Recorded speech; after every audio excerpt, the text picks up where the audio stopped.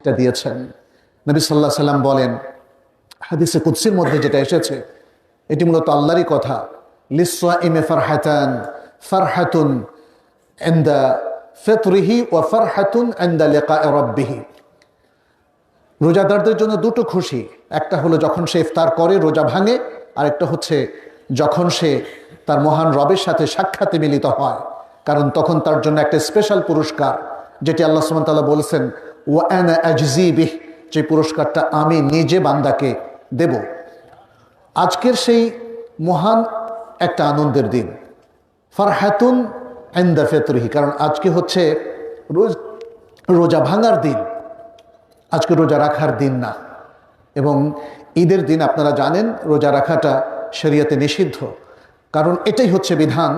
ফলে আজকে আমরা সকলেই ঈদগাহে আসার আগেও রোজা ভেঙেছি, ঈদগাহে এসেও আমরা আলহামদুলিল্লাহ রোজা ভেঙেছি। তো আজকের এই খুশিটা এটা শরিয়া সম্মত, কিন্তু খুশিটা আমরা কিভাবে করব সেই বিষয়টা আমাদেরকে একটু মনে রাখতে হবে। মহান আল্লাহ সুবহানাহু ওয়া তাআলা যেহেতু আমাদেরকে এই উৎসব দিয়েছেন, অতএব উৎসব পালন করতে হবে ইবাদত দিয়ে, যেটা আজকে সালাতুল ঈদ দিয়ে আমরা শুরু করলাম, আর এর শেষও হবে ইবাদত দিয়ে। যদি সম্ভব হয় আমরা রাতের সালাতটাও আমরা ঈদের দিনও পড়তে পারি। ঈদের দিনে আমাদেরকে খেয়াল রাখতে হবে উৎসবে যেন আমরা এমন কিছু করে না বসি যেটা শরিয়া লঙ্ঘন হবে, যেটা আল্লাহ এবং তোর রাসূলের নাফরমানি হতে পারে। কারণ ঈদের এই উৎসব আল্লাহর নাফরমানি করার জন্য আমাদেরকে দেওয়া হয়নি, এমন আনন্দ উল্লাসে মত্ত হওয়ার জন্য দেওয়া হয়নি যাতে আল্লাহ খুশি হন, নারাজি হন। সম্মানিত উপস্থিতি, আল্লাহ সুবহানাহু ওয়া তাআলা আমাদেরকে যে মহান ইবাদতগুলো দিয়েছেন তার মধ্যে এক নম্বরই হচ্ছে তৌহিদ। তৌহিদকে জানা, বোঝা এবং তৌহিদ ভিত্তিক জীবনযাপন করা। এই যে তৌহিদের বাস্তবায়ন, এটি মূলত ইবাদতের মূল কথা। এই জন্য আল্লাহ সুবহানাহু ওয়া তাআলা কোরআনে বলেছেন ওয়ামা খালাকতুল জিন্না ওয়াল ইনসা ইল্লা লিয়াবুদুন, জিন এবং ইনসানকে শুধু আমার ইবাদতের জন্যই আমি সৃষ্টি করেছি। অতএব জিন এবং ইনসান, বিশেষ করে আমরা তো ইনসান, আমাদের করণীয় হলো প্রত্যেকটা কাজ যেন আল্লাহর সন্তুষ্টির ভিত্তিতেই হয়। অন্য কথায় আমরা আমাদের জীবনের যত কাজ, স্পেশাল ইবাদত এবং এর বাইরে সকল আমলকে ইবাদতে পরিণত করব। কিভাবে? আল্লাহ এবং রাসূলের সন্তুষ্টি এবং রাসূল সাল্লাল্লাহু আলাইহি ওয়াসাল্লামের ইত্তেবা প্রতিবিধানের মাধ্যমে।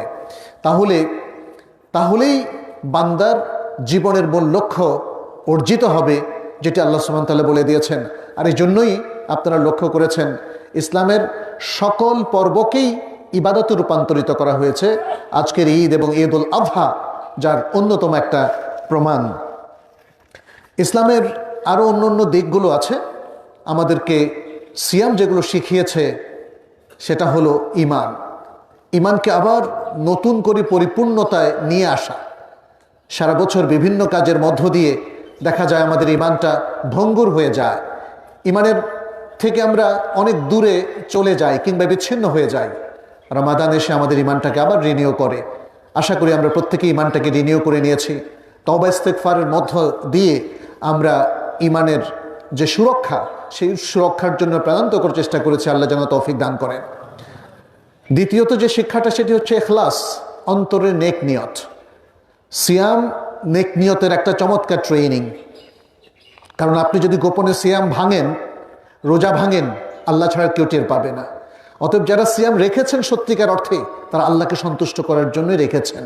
আর এটাই হচ্ছে নিয়তের সবচেয়ে সুন্দর চর্চা, যে আল্লাহকে সন্তুষ্ট করার জন্য আমি আমার প্রকাশ্য এবং গোপন উভয় অবস্থাটাকেই সুন্দর রাখবো, ভালো রাখবো। ফলে ইখলাসের একটা চমৎকার চর্চা হয়ে যায়। তৃতীয় যে চর্চাটা, শিক্ষাটা আমরা সিয়ামের মাধ্যমে পাই, সেটি হচ্ছে তাকওয়া। তাকওয়া হচ্ছে একটা সার্বজনীন আমল, চমৎকার একটা ম্যাথোডলজি, যেটার মধ্য দিয়ে আমরা সবসময় আল্লাহকে স্মরণ করতে পারি। আল্লাহ যে আছেন, আমাদেরকে দেখছেন, এটা স্মরণ রাখি। ফলে যে কোনো অবস্থায় আমরা আল্লাহর নির্দেশের কখনো অমান্য করি না, তার নির্দেশটাকে কখনো আমরা লঙ্ঘন করি না। এটা তাকওয়ার সবচেয়ে বড় অবদান। এজন্যই আল্লাহ তাআলা বারবার কোরআনে আমাদেরকে মুত্তাকি হতে বলেছেন। ইয়া আইয়ুহাল্লাযীনা আমানুত্তাকুল্লাহা হাক্কা তুকাতিহি ওয়া লা তামুতুন্না ইল্লা ওয়া আনতুম মুসলিমুন।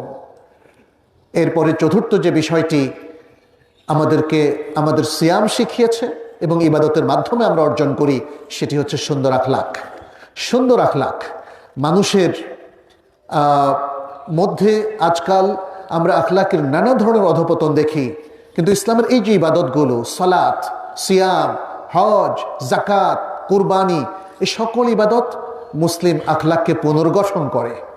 ফলে আজকের এই সিয়াম যখন আমাদের থেকে বিদায় নিচ্ছে, এই পবিত্র ঈদ হচ্ছে সিয়ামের পরবর্তী দিন, আমরা যেন সিয়ামের সেই মহান লক্ষ্যগুলোকে, সেই মহান অর্জনগুলোকে, সেই মহান শিক্ষাগুলোকে আমরা যেন ভুলে না যাই। আমরা যেন সিয়ামের এই মহান শিক্ষাগুলোকে নিজের জীবনের সাথে আজকের মহান দিনেও জড়িয়ে রাখতে পারি, ধরে রাখতে পারি। সিয়ামটা হচ্ছে, বিশেষ করে রমাদানে, এটা হচ্ছে আমাদের সারা বছরের ট্রেনিং। অতএব একজন মুসলিম বাকি 11 মাসও ঠিক যেই চিন্তা ভাবনা, যে ইমান, আকিদা, যে আখলাক, যে কোয়ালিটি নিয়ে সে চলবে, সেটাই হচ্ছে সিয়ামের মূল কথা। আজকের মহান দিনে আমরা আমাদের মুসলিম উম্মার সবার সাফল্য কামনা করি। আমরা আল্লাহর কাছে দোয়া করি তিনি যেন আমাদের উপর বারাকা দেন।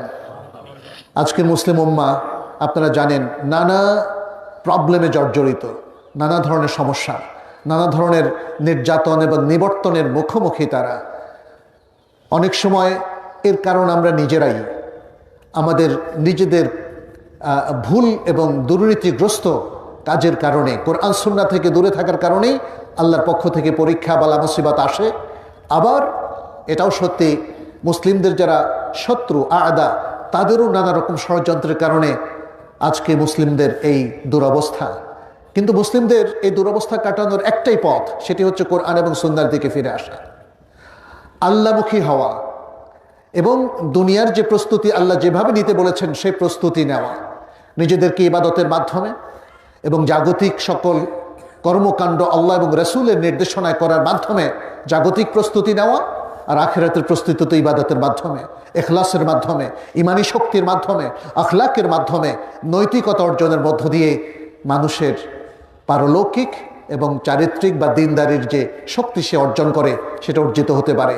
আজকের মহান দিনে আমরা প্রত্যেকেই সেই চেষ্টাই করি। সম্মানিত উপস্থিতি, আমাদের মধ্যে বিভিন্ন পেশাজীবী ভাইরা আছেন, তাদের কাছেও আমাদের আবেদন হচ্ছে মহান দিনের আনন্দ উল্লাসে ভুলে যাবেন না পেশাগত দায়িত্ব পালন। প্রত্যেকেই তার নিজের দক্ষতা এবং আল্লাহ এবং রাসূলের নির্দেশনা ফলো করবেন। আপনারা যে পেশায় থাকেন না কেন, আপনি শিক্ষক, আপনি ডাক্তার, আপনি প্রকৌশলী, আপনি ব্যবসায়ী, আপনি যেই হন না কেন, আমাদের উচিত হবে পেশাগত দায়িত্ব ইসলামী দক্ষতার সাথে আদায় করা। আমাদের মধ্যে যারা আমাদের পিতামাতা আছেন, প্যারেন্টসরা রয়েছেন, তাদের জন্য আমাদের নাসিহা হচ্ছে নিজেরা সন্তানের জন্য রোল মডেল হন এবং সন্তানদেরকেও গুড প্যারেন্টিংয়ের মাধ্যমে, যেটাকে হাদিসের ভাষায় তারবিয়াতুল আওলাদ বলা হয়, এর মাধ্যমে সন্তানকে গড়ে তুলুন। আজকের সন্তানরা আপনাদের দিকে চেয়ে আছে। এই সন্তানরাই দেশের সম্পদে পরিণত হবে যদি তারা সত্যিকারের ভালো তারবিয়াত এবং প্যারেন্টিংটা পায়। আর যারা তরুণ, তাদের প্রতিও আমাদের আহ্বান থাকবে যে আল্লাহ সুবহানাহু ওয়া তাআলা তাদেরকে কত নিয়ামত দিয়েছেন, তারুণ্য হচ্ছে সবচেয়ে সেরা নিয়ামত। অতএব এই তারুণ্যকে আমরা যেন সত্যিকারভাবে কদর করতে শিখি এবং সঠিকভাবে কাজে লাগাই। আনন্দ উল্লাস কিংবা বিভিন্ন রকম নাচ গানের মধ্য দিয়ে যেন এই মহান সময়টুকু আমরা নষ্ট না করি। ইসলামের এই মহান শিক্ষা আমাদেরকে আসলে সে রিমাইন্ডারই দেয়। আমাদের যারা বিভিন্ন পর্যায়ে দায়িত্বশীলরা আছেন, সে প্রাতিষ্ঠানিক দায়িত্বশীল হোক কিংবা জনপ্রতিনিধি হোক অথবা দেশের নেতৃবৃন্দ হন, তাদের প্রতিও আমাদের নাসিহা হচ্ছে যে আসুন রমাদানের শিক্ষাকে আমরা কাজে লাগাই। রমাদানের শিক্ষা শুধুমাত্র ব্যক্তিগত শিক্ষা নয়, এই শিক্ষা মুসলিম সমাজের প্রত্যেকটা জায়গায় এই শিক্ষা প্রযোজ্য। এটা কালেকটিভ শিক্ষা, এটা পারিবারিক শিক্ষা, এটা সমাজের জন্য শিক্ষা, সমাজে যারা নেতৃত্ব দিচ্ছেন তাদের জন্য শিক্ষা, যারা রাষ্ট্র পরিচালনা করছেন তাদের জন্য শিক্ষা, যারা প্রতিষ্ঠান পরিচালনা করছেন তাদের জন্য শিক্ষা। রমাদানের এই মহান শিক্ষাকে যদি আমরা কাজে লাগাতে পারি, তাহলেই আমাদের জীবনটা সত্যিকার অর্থে সার্থক হবে। রমাদানের এই শিক্ষার যে বিশাল সমাহার, এজন্যই আল্লাহ সুবহানাহু ওয়া তাআলার পক্ষ থেকে রমাদানকে একটা বিশেষ কোর্সে পরিণত করা হয়েছে। আমাদের ওলামায়ে কেরাম এজন্য এটাকে বলেন মাদ্রাসাতুস সিয়াম, মাদ্রাসাতুস সিয়াম, সিয়াম পাঠশালা। আল্লাহ যেন আমাদের সবাইকে তৌফিক দান করেন। আল্লাহু আকবার, আল্লাহু আকবার, লা ইলাহা ইল্লাল্লাহু, আল্লাহু আকবার, আল্লাহু আকবার, ওয়ালিল্লাহিল হামদ। সম্মানিত উপস্থিতি, আরও দু একটা গুরুত্বপূর্ণ বিষয় আপনাদের সাথে শেয়ার করতে চাই। সেটি হচ্ছে রমাদানে আমরা যে কাজগুলো করেছি তার মধ্যে অন্যতম হচ্ছে ফরজ ওয়াজিবগুলো সঠিকভাবে পালন করা। ফরজ ওয়াজিব খুব বেশি কাজ না, অতএব আমাদের উচিত হবে রমাদানের পরেও আমরা যেন এই ফরজ ওয়াজিবগুলো সবসময় সঠিকভাবে আদায় করি।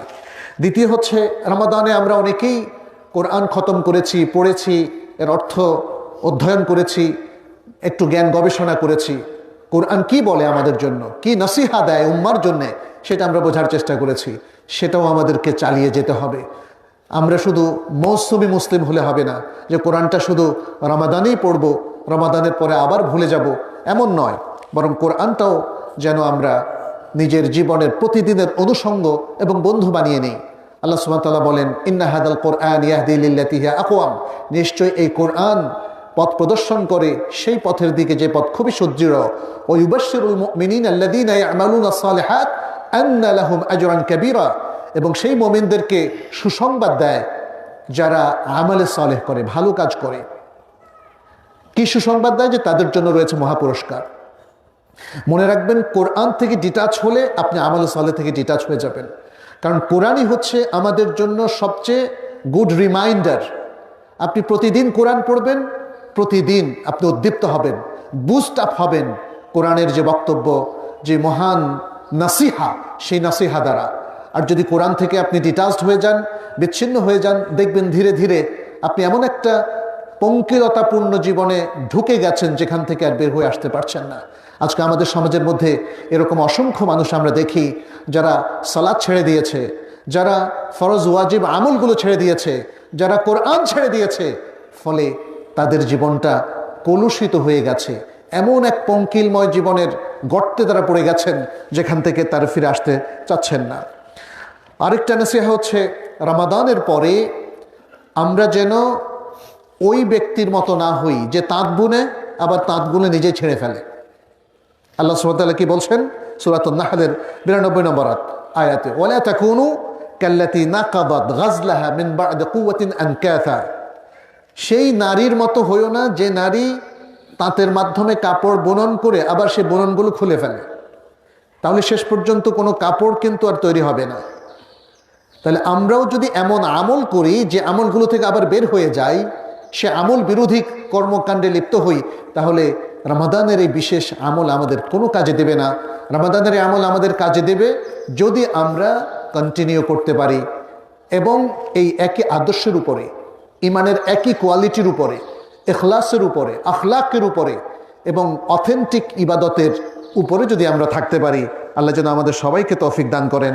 আল্লাহু আকবার, আল্লাহু আকবার, লা ইলাহা ইল্লাল্লাহু, আল্লাহু আকবার, আল্লাহু আকবার, ওয়াল্লাহিল হামদ।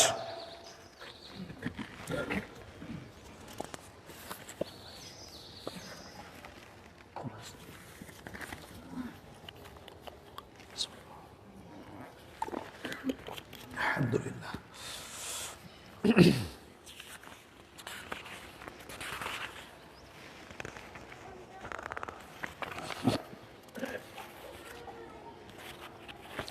আল্লাহু আকবার, আল্লাহু আকবার, লা ইলাহা ইল্লাল্লাহু, আল্লাহু আকবার, আল্লাহু আকবার, ওয়ালিল্লাহিল হামদ।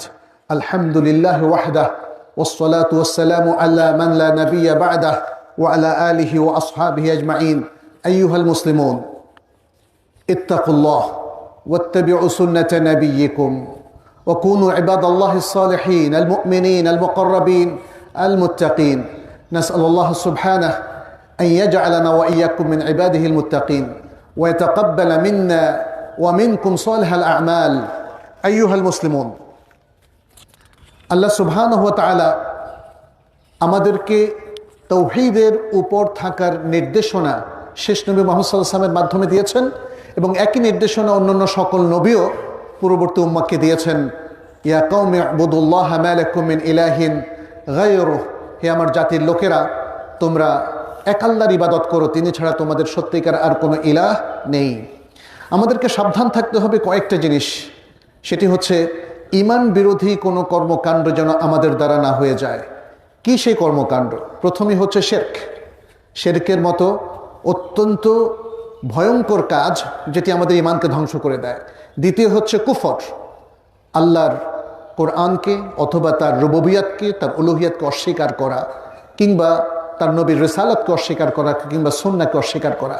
সেই কুফর থেকে আমাদের বেঁচে থাকতে হবে। এরপর বেঁচে থাকতে হবে নাস্তিকতা, যে আল্লাহর অস্তিত্বেই স্বীকার না করা, এমন বিশ্বাস থেকে সরে আসা। এবং তারপর হলো নেফাক, নেফাক যেটা অন্তরে একরকম আর মুখে আরেক রকম প্রকাশ করা। এবং নেফাকের মধ্যে আপনারা জানেন সবচেয়ে বড় নেফাক হচ্ছে কুফরি এবং শিরকের অন্তর্গত। এবং পঞ্চম হলো বেদাত, আর ষষ্ঠ হলো পাপ। এই সব কিছুই বিভিন্ন পর্যায়ে ঈমান বিরোধী অবস্থান। অতএব একজন মুমিন, তার কাছে কখনোই আশা করা যায় না যে সে ঈমান বিরোধী অবস্থানে থাকবে। আমাদের আজকের এই মহান ইবাদতের দিন, ঈদের দিনে আমরা লক্ষ্য রাখব যেন আমাদের দ্বারা এমন কোনো কর্মকাণ্ড ঘটে না যায় যেটা হয় শিরক, নয় কুফর, নয় নেফাক, নয় নাস্তিকতা, কিংবা বেদআত অথবা পাপ। এগুলো থেকে সর্বাত্মক বেঁচে থাকার জন্য আমরা চেষ্টা করব ইনশাআল্লাহ। আমরা আমাদের বোনদের প্রতিও কিছু নাসিহা করতে চাই।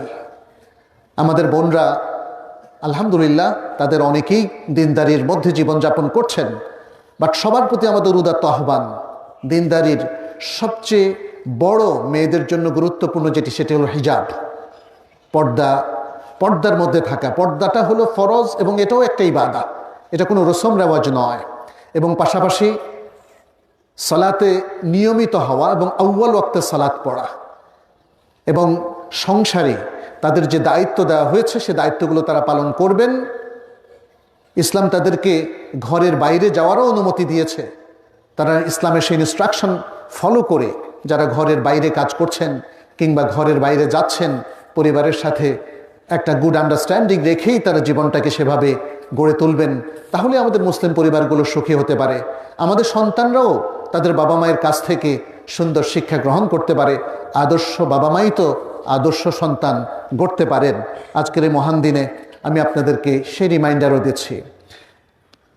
আমাদের আজকের আনন্দের দিন, তাই না? কিন্তু আজকের এই মহান দিনে আপনি দেখবেন আমাদের এই মুসলিম জনপদেও বহু মানুষ আছে যারা দুস্থ, যারা হয়তো আজকের খাবারটাও তাদের প্রস্তুত নাই, কিংবা হসপিটালে আছে আমাদের অনেক রোগী ভাই বোনেরা, যারা হয়তো ব্যথায় কঁকাচ্ছে, তাদের আপনজনরাও আজকে তাদের পাশে নেই। আমি উদাত্তভাবে আমাদের সকল মুসলিম ভাই বোনদেরকে বলবো, আপনার আত্মীয় থাকুক অথবা অনাত্মীয়, যে কোনো মুসলিম, মাঝে মাঝে আমরা এই আনন্দের দিনে একটু হসপিটালও ভিজিট করতে পারি। আমরা সেখানে যেতে পারি, তাদের জন্য কিছু খাবার নিয়ে যেতে পারি, কিছু হাদিয়া নিয়ে যেতে পারি, কিছু সুন্দর কথা তাদেরকে শোনাতে পারি, যেটা তাদের জীবনের মোড়ই পরিবর্তন করে দিবে। এই সুন্দর অভ্যাসগুলো আমাদের গড়ে তোলা প্রয়োজন। সম্মানিত উপস্থিতি, আরও দু একটা বিষয় আমি একটু স্মরণ করিয়ে দিতে চাই, সেটি হলো জাকাতুল ফিতর। আপনারা ইতিমধ্যেই জাকাতুল ফিতর আদায় করেছেন, কারণ সেটি হচ্ছে নিয়ম। সালাতুল ঈদে বের হওয়ার আগেই জাকাতুল ফিতর আদায় করা। যারা আগে আদায় করতে চান তারা এর 2 দিন আগে আদায় করতে পারেন, 1 দিন আগে বা 2 দিন আগে।